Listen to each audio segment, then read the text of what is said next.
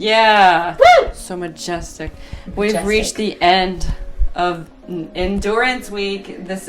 We've endured. Day 7 of Netzach, which is Malchut of Netzach, being dignity, majesty, whatever, of your endurance. And we are still dignified and enduring in our Renaissance costumes. We're very dignified. But also, I just love it. I don't know. I love the chance to be able to dress up as I want to. Exactly. And see other people doing so. It's fun. Sovereignty is the cornerstone of endurance. It is. Endurance that encompasses the previous 6 qualities is indeed a tribute and testimony to the majesty of the human spirit. Is my endurance dignified? Does it bring out the best in me? Is my endurance dignified, and does it bring out the best in me? That's interesting.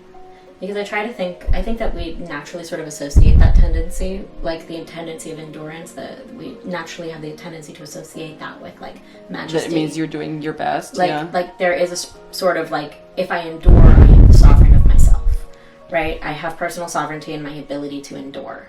So I think that that's sort of a natural association. And I wonder if there's something that's more, in Judaism we talk about like the concealed versus the revealed. So like the revealed aspect of Netzach is almost that majesty, that sovereignty. But there must also be a concealed aspect of that in there that I haven't quite put my finger on yet. So I'm thinking about it. Concealed in the fact that I have endurance, or that concealed in the fact of the length of my endurance? The way that I think about my endurance. Okay. Like the way that I think about sovereignty with endurance, I think that that's sort of the low-hanging fruit, right? If I say that yep, my endurance, it makes me the sovereign of myself, it gives me personal dignity, therefore I'm great, right? Because we think of endurance that way already. Yeah. So there must be another aspect of that, and I'm wondering if I go back to like Hod, or I go back to like that other side of the tree, the compassionate side of the tree, like that side of the tree, if I can figure out how sovereignty plays into that. Because I think it's going to reveal something else for me. I just feel like there's something there. I don't know if that's true. Well, I was thinking about the question again from an earlier day where it was like, why are you enduring? Is it out of fear, or is it out of something you really want to do, your own strength? So maybe you think you're doing something really awesome, but it's actually for like work, and you're doing it because you're afraid of getting fired. You're not really doing it because you want to show. You hit it on the head. Sorry, you hit it. You got it. Keep going. Yeah, you're not doing it for yourself and to show how awesome a worker you are, or because you just genuinely put your best into everything you do. You're doing it because you're afraid of getting fired, and you're like, You hit it. Yeah. That was exactly it. This notion of, wow, thank you for saying it, because you fully hit it. This notion of, I'm taking charge of myself, therefore I'm enduring.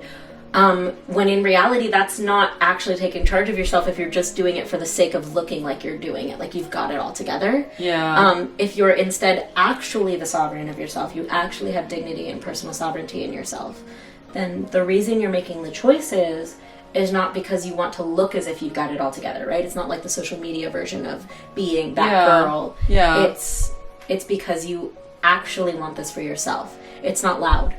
Yeah, I was just thinking about, like, for a person that they give themselves all these things to do, like, okay, so I'm going to do soccer, and I'm going to do this, and, like, acting practice, and whatever. I don't know, like, is it because you think you have to do all these things? Do you want to do all these things? Which, I guess that'd be good, but then you do, again, the balance needs to come in there, and, like, are you doing too many things?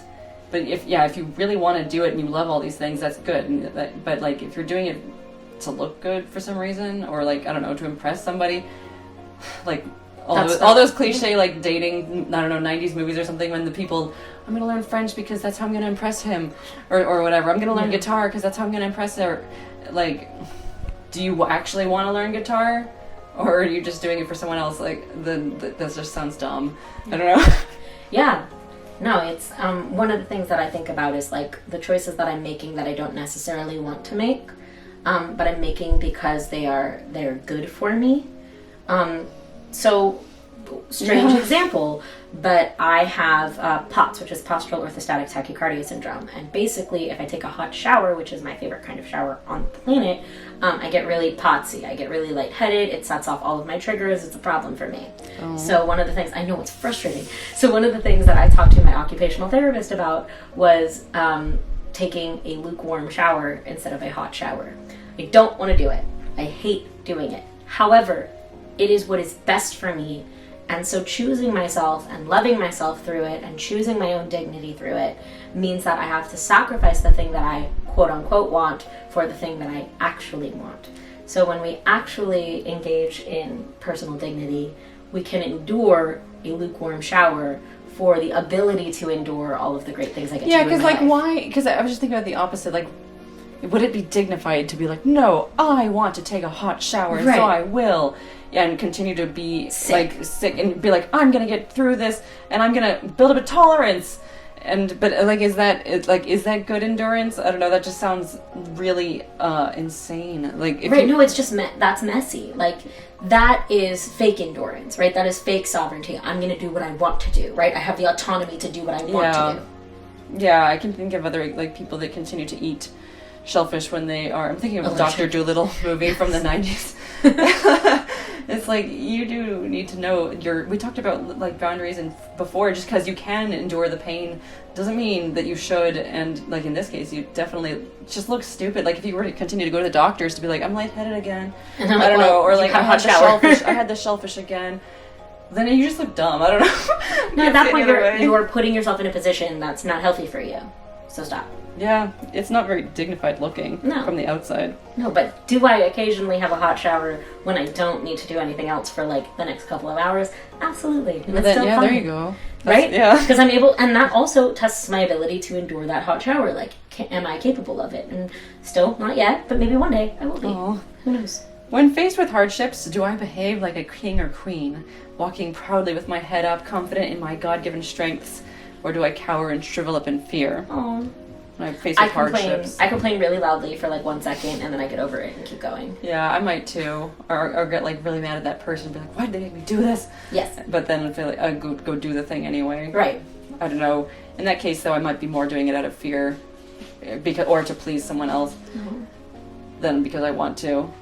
But at least I'm not cowering from it. I don't think I've ever cowered or shriveled up from a hardship. Yeah.